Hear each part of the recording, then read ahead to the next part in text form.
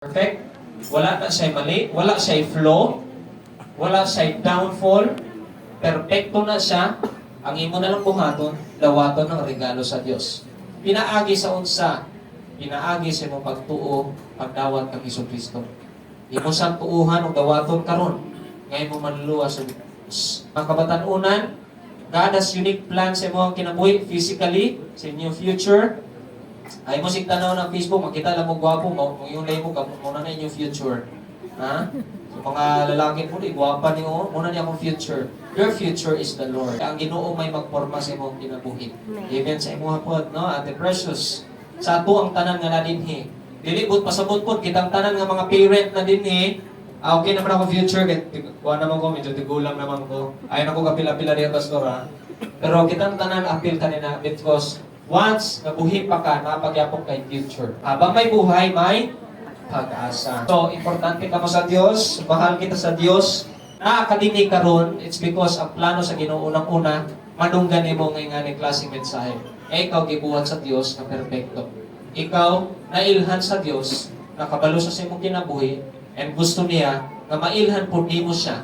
Kaya tungod dili niya gusto nga ikaw muhantong lang sa dili maayong lugar na ginatawag nga impyerno. Karon mismo gabi una, piliun nimo karon nga moadto ka sa langit because ang langit mo na ang purposeful nga lugar nga gusto sa Ginoo nga imuhang maadtuan kauban niya. Ikaw gusto sa Dios nga mapadalanginan ang imong kinabuhi. It's because naasay unique nga plano para sa imuha. Una-una, ang unique nga plano sa Ginoo para sa imuha is the plan of redemption. Giluwas ka niya 2,000 years ago. Gusto niya nga moadto ka sa langit. Ikadua, ang unique nga plano sa Ginoo para sa imong kinabuhi.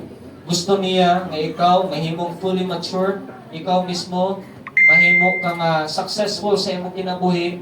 But of course, kung imo i-commit ang imong kinabuhi para niya, it's because God knows everything. Saan ka pa?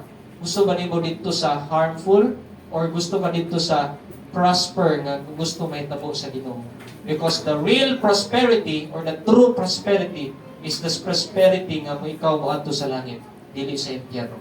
And secondly, the prosperity nga i-allow ka sa Ginoo nga mahimong successful dinhi sa kalibutan. So, may I request everyone to stand up? Life without Jesus is nothing. But when you have Jesus Christ tonight, kung karon mismo magsugod pa lang sa imong kinabuhi, you are blessed and you will always be blessed. It's because favored ta diha sa Ginoo, pinaagi siyang grasya. Salig sa iyahan. Ayaw kaulaw, ay tanawan nimo katapad, hindi ka niya madala sa langit. No? Bisan pagkauban na nimo kadalaw, dili siya makadala sa imo sa langit.